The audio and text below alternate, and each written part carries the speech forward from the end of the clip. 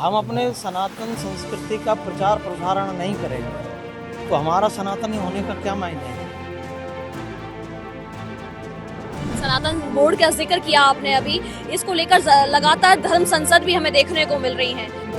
सरकार से बार बार मांग करेंगे, करते रहेंगे। यदि सरकार हमारी बात नहीं सुनेगी तो फिर दिल्ली में इससे भी बहुत बड़ा सनातन संसद और आंदोलन का कार्य किया जाएगा।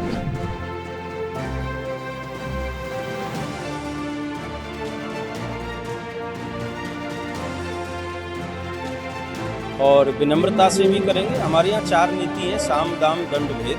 तो हर नीति का प्रयोग किया जाएगा अपने सनातन धर्म की रक्षा के लिए।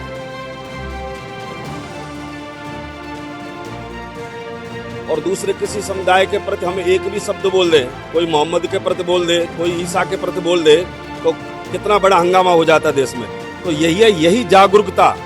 अभी कुछ समय पूर्व ही यूथ का जो रुझान था वो फिल्मों की तरफ, मूवियों की तरफ, नाटकों की तरफ था, लेकिन आज के समय में जो यूथ का जो युवा है उसका जो ध्यान है सनातन की तरफ बढ़ा है।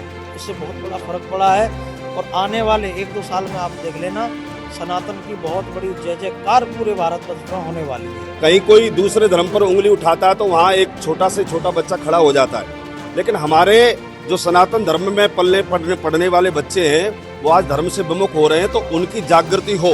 नमस्कार, मैं शिवांगी चौधरी, आप देख रहे हैं हिंदुस्तान तहलका। इस वक्त मैं वृंदावन में मौजूद हूँ और मेरे साथ में कुछ संत मौजूद हैं जिन्होंने आज सनातन धर्म को लेकर एक यात्रा निकाली है। सनातन को जागृत करने के लिए काफी सारे संत समाज के लोग जो है वो आगे बढ़ रहे हैं। लोगों को जागरूक करने का काम जो है वो लगातार किया जा रहा है। आज भी एक यात्रा जो है वृंदावन में निकाली गई है, जिसको लेकर मैं महाराज जी से ही बात करूंगी। क्या कहेंगे इस यात्रा को लेकर? सनातन धर्म को जागरूक करने के लिए लगातार ऐसी यात्राएं देखने को मिल रही हैं, बहुत सारे वक्तव्य सुनने को मिल रहे हैं। आप किस तरीके से इस यात्रा के लिए क्या कहना चाहेंगे? देखिए, ऐसा है, सनातन हमारा धर्म है, सनातन हमारी संस्कृति है।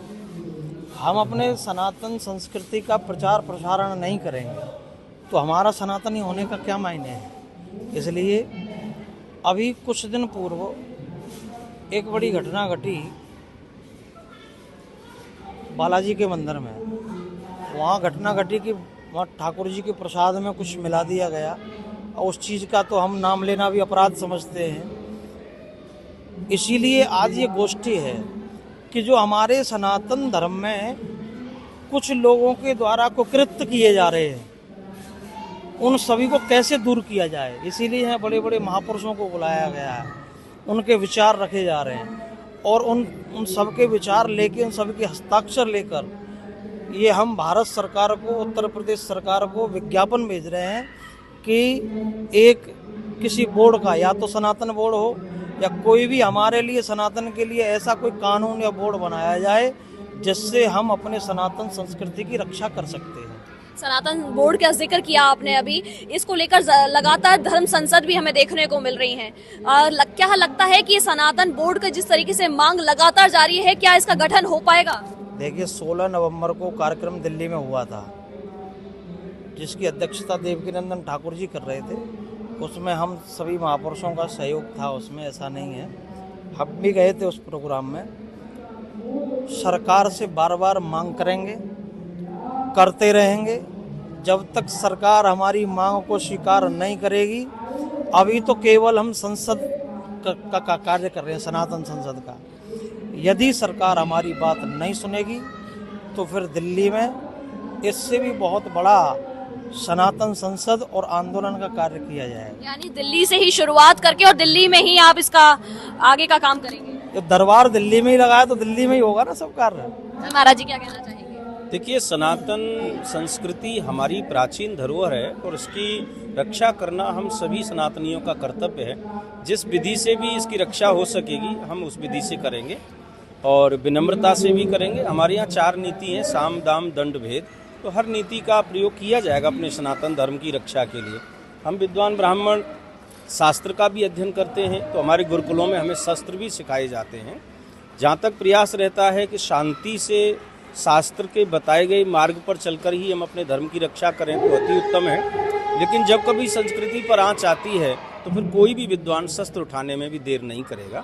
इसलिए शांतिपूर्वक ये कार्य किया जाए। आज पूज्य महाराज श्री के द्वारा बड़ी भव्य शोभा यात्रा यहाँ निकाली गई है, श्रीमद् भागवत कथा का आयोजन है, लेकिन उससे पूर्व सनातन संस्कृति समागम यहाँ हो रहा है। बड़े बड़े विद्वान लोग यहाँ पधारे हैं और उसमें अपने अपने सभी विचार प्रकट कर रहे हैं। और हमारी मांग तो सरकार से तब तक रहेगी जब तक वो हमें प्राप्त नहीं हो जाता, जब तक हिंदू गठन, ये समाज का सनातन गठन नहीं हो जाता है, तब तक हमारी मांग बराबर रहेगी, जिस विधि से भी माने।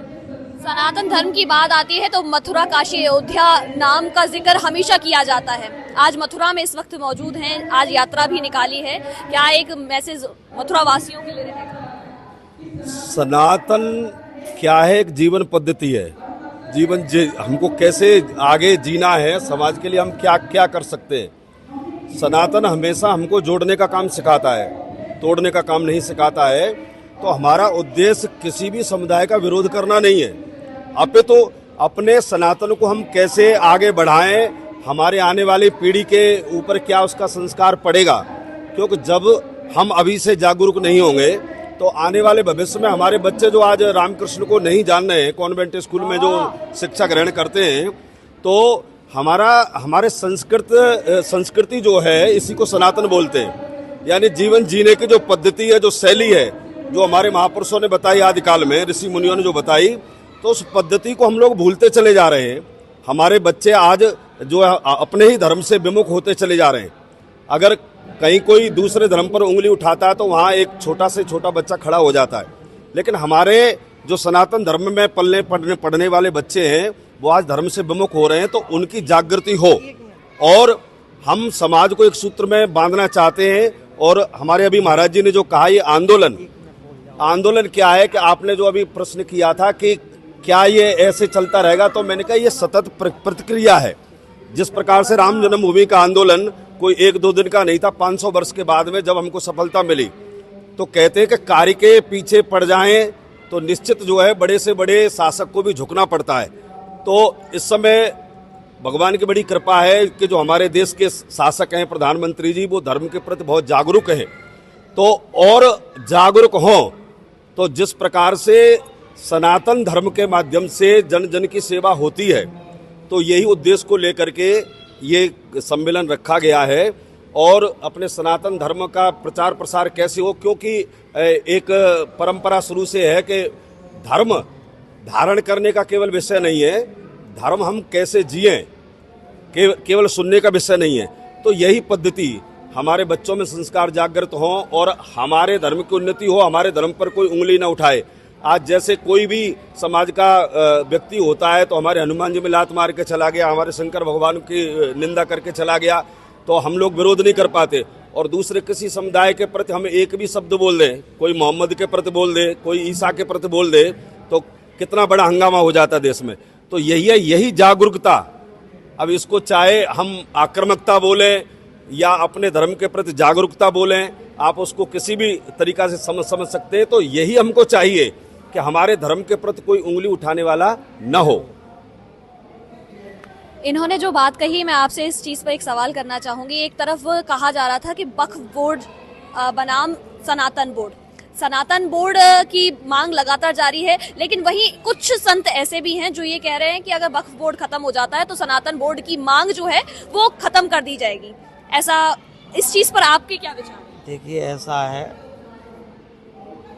पूर्व की सरकारों ने वक्फ बोर्ड बनाया, हमें उनसे कोई दिक्कत नहीं है।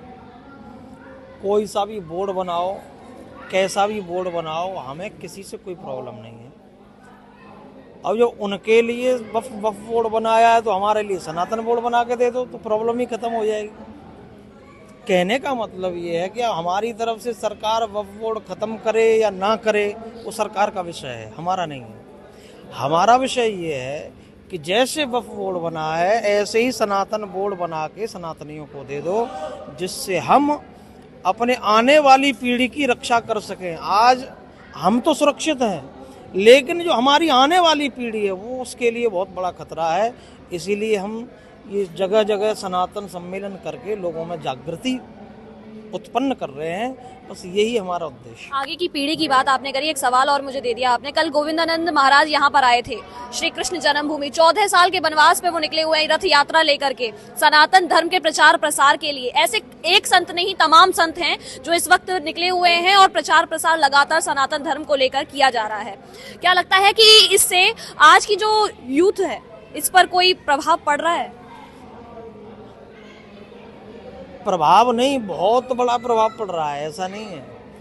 अभी कुछ समय पूर्व ही यूथ का जो रुझान था वो फिल्मों की तरफ, मूवियों की तरफ, नाटकों की तरफ था, लेकिन आज के समय में जो यूथ का जो युवा है उसका जो ध्यान है सनातन की तरफ बढ़ा है। इससे बहुत बड़ा फर्क पड़ा है और आने वाले 1-2 साल में आप देख लेना, सनातन की बहुत बड़ी जय जयकार पूरे भारतवर्ष में होने वाली है। जहाँ एक तरफ सनातन अपने आप में हावी है तो वहीं यूथ पर नशा भी बहुत ज्यादा हावी है। इस चीज के लिए आप क्या कहेंगे? सनातन हावी नहीं है, सनातन हावी नहीं होता है कभी। सनातन तो एक संस्कृति है, पद्धति है हमारी जीने की। समझ में आई?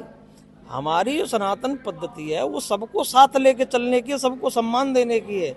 हमारा सनातन हमको ये सिखाता ही नहीं है कि हम किसी का अपमान करें, परंतु यूथ को हम तो हर जगह कथाओं में, और हमारे सभी ये महापुरुष हर अपनी कथा में कह रहे हैं सबको कि भाई जो भी अपने माता पिता जो हैं वो अपने बच्चों को सत्संग में, कथाओं में लेकर जाओ, जिससे उनको पता चले हमारी सनातन संस्कृति क्या है। और हम जो नशा की तरफ जा रहे हैं, बॉलीवुड की तरफ जा रहे हैं, कौन कौन से बुढ़े हैं ये हमें नहीं पता है। सनातन की तरफ रुझान करो ज़्यादा से ज़्यादा, यही हमारा आपके माध्यम से सभी भारतवर्ष के सनातनियों से मेरा निवेदन है। और आप आए, बहुत अच्छा लगा, बहुत बहुत धन्यवाद, स्वागत है आपका। जी, आप क्या कहना चाहेंगे आज की इस यात्रा? मैं ये कहना चाह रहा था, जो सनातन संस्कृति समागम किया गया है, महाराज जी के द्वारा, पद रेणु जी महाराज ने इसका आगमन किया है, और ये जन जन को जगाने के लिए, और हमारी जो भाषा है संस्कृत भाषा, क्योंकि आज हम देख रहे हैं हर कोई संस्कृत पढ़ना नहीं चाहता, लेकिन संस्कृत भाषा सबसे सरल भाषा है, लेकिन उसको पढ़ने का, अध्ययन करने का आगमन आज देखते हैं गुरुओं के द्वारा संस्कृत सिखाई जाती है, लेकिन जो गुरुकुल के आज देखते हैं। और कहने का मतलब मेरा ये है, आज महाराज जी ने बहुत सुंदर कार्य किया है और हम सभी मिलकर के महाराज जी का साथ देते हुए, और ये सनातन संस्कृति समागम में सभी आए हुए आगंतुकों का सभी का स्वागत, सम्मान, और सभी का, और आपका भी बहुत बहुत हिंदू चैनल का भी बहुत बहुत स्वागत, अभिनंदन, और जय श्री राधे। देखा आपने, सनातन धर्म के प्रचार प्रसार के लिए लगातार जो है संत समाज के लोग अब आगे आते हुए नजर आ रहे हैं, एकजुट नजर आ रहे हैं। हमेशा एक मांग की जा रही है कि सनातन धर्म की ओर आज की युवा पीढ़ी हो या फिर हर एक व्यक्ति जो है वो अग्रसर रहे। उसको देखते हुए आज यहाँ पर एक यात्रा निकाली गई है जिसमें सनातन धर्म का प्रचार प्रसार किया गया है, और उसमें काफी सारे वृंदावन के गुरुकुल के शिक्षार्थी जो है वो भी निकले थे। और साथ ही साथ एक मांग यहाँ पर एक और सुनने को मिल रही है कि वृंदावन में ही संस्कृत विद्यालय जो है विश्वविद्यालय बनने जा रहा है, जिसकी खुद जानकारी जो है उच्च शिक्षा मंत्री ने दी थी। अब देखना यह है कि आखिर वृंदावन में क्या सनातन धर्म को लेकर किस तरीके से एक माहौल आने वाले समय में देखने को मिलता है। फिलहाल के लिए इतना ही।